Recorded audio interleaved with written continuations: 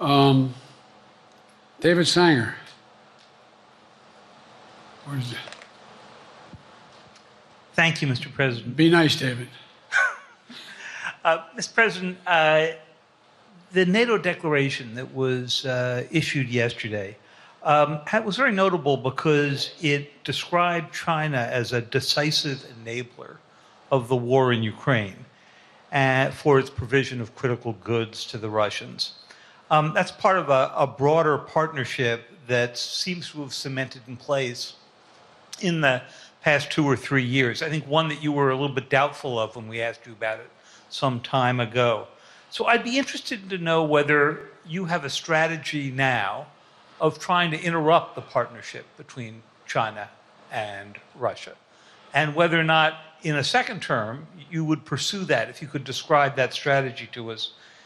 And along the way, could you also tell us whether you think, just to follow up on Felicia's question, that if you were in a room with Vladimir Putin again, the way you were 3 years ago, or with President Xi, that a few years from now you will be able to go negotiate with them, handle them one-on-one?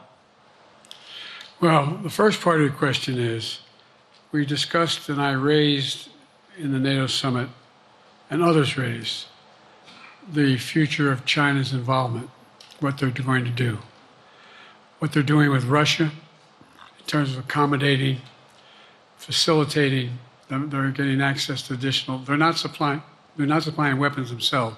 They're supplying mechanisms for them to be able to get weapons. And China's position is basically, and I've spent more time with Xi Jinping than any world leader has, over 90 hours since being vice president all the way through, for real. And by the way, I handed all my notes. But my point is that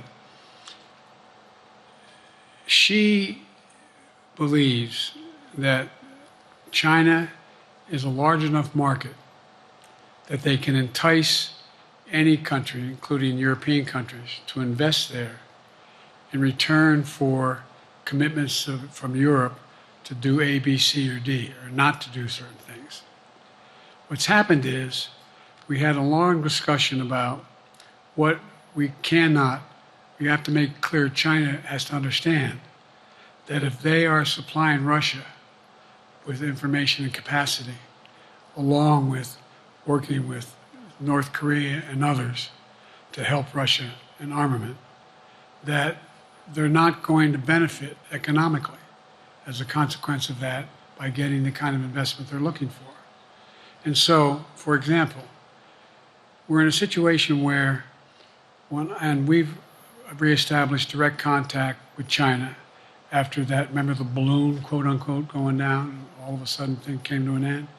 Well, we set up a new mechanism.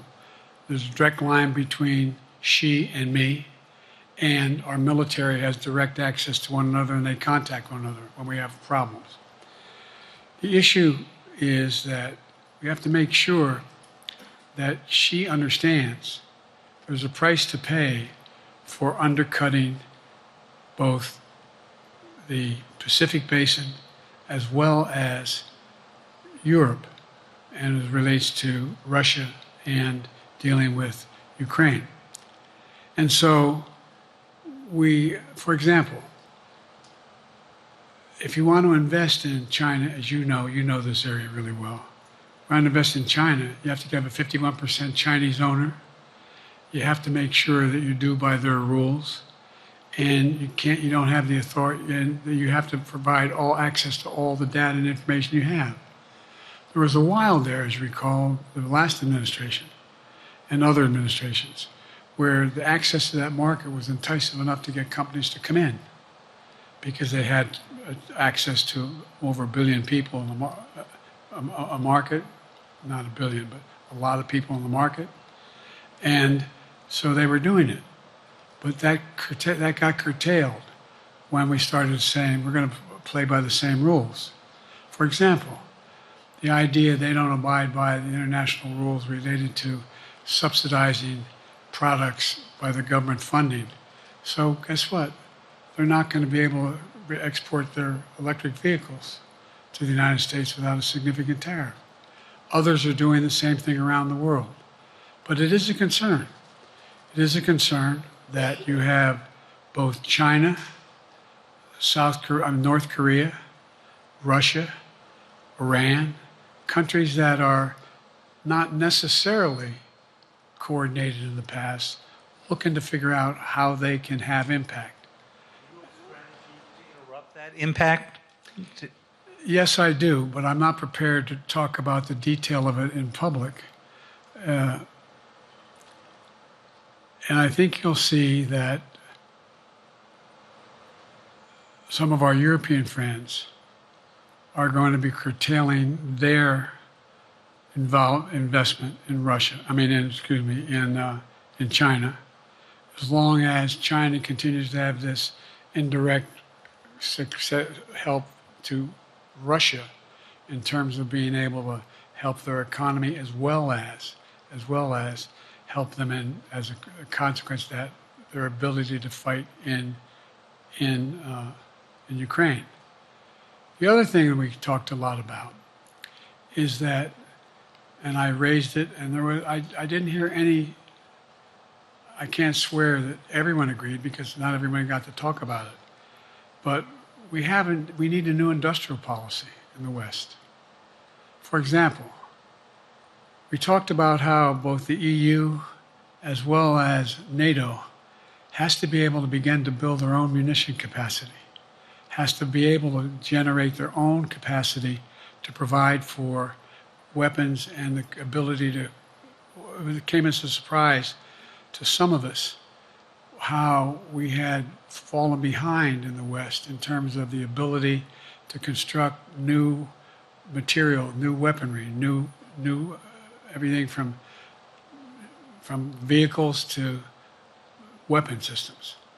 And so one of the things that came out of this was we're going to be meeting again with a number of my colleagues, my European colleagues, is what do we do to increase the capacity of the West, particularly in Europe and Japan, to be able to generate the kind of ability to produce their own weapon systems. Not just for themselves, but to be able to generate that. It's the same, it's what Russia's trying to figure out. That they went to China and they didn't get the weapons, but then they went to North Korea. But we're going to be in a position where the West is going to become the industrial base for it to be able to, the ability to have all the defensive weapons that we need. That was a discussion as well. Mr. President, I'm not sure you answered on whether you would be ready to go deal with Putin and Xi 2 or 3 years from now. I'm ready to deal with them now and 3 years from now. Look,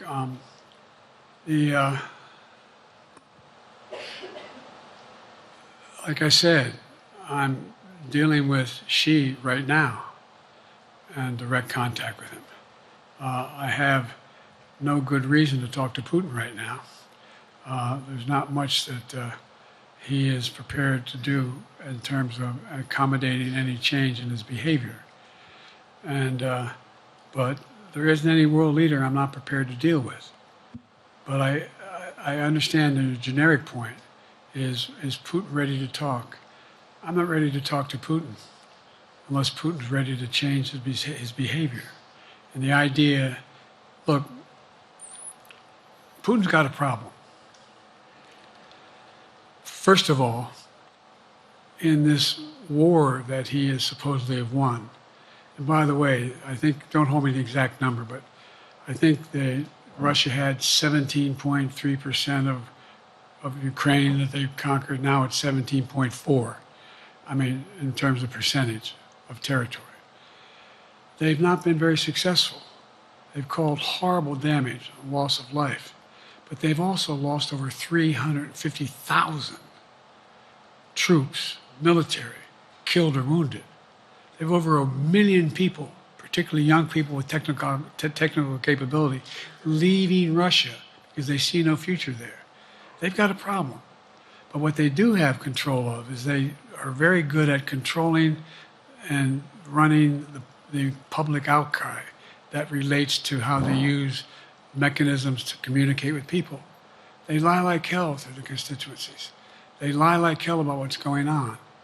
And so the idea that we're going to be able to fundamentally change Russia in the near term is not likely. But one thing for certain, if we allow Russia to succeed in Ukraine, they're not stopping in Ukraine. I recommend, I know you know this because you've written about it, read Putin's speech after they moved in, what it was all about in Kyiv. It wasn't about just, anyway, read what his objective is. And anyway, but so I think that I'm prepared to talk to any leader who wants to talk, including if Putin called me and wanted to talk. Last time I talked to Putin was trying to get him to work on an arms control agreement related to nuclear weapons in space. That didn't go very far. So my point is, I'm prepared to talk to anybody, but I don't see any inclination. There is an inclination on the part of the Chinese to keep in contact with me, because they're not sure where this all goes. And look what's happened in Asia. We have strengthened the Asian Pacific area more than anyone else has. We just put together today I brought on, I asked our NATO allies that we bring on the group from the South Pacific, Australia, New Zealand, Japan, Australia. I already mentioned Australia. And I met twice now, I think, with the 14 leaders of the Pacific Island nations. And we've slowed down what's going on there. We've slowed down China's reach. But there's a lot of work to do. This is a moving target, and I don't take it lightly. Assam from NPR.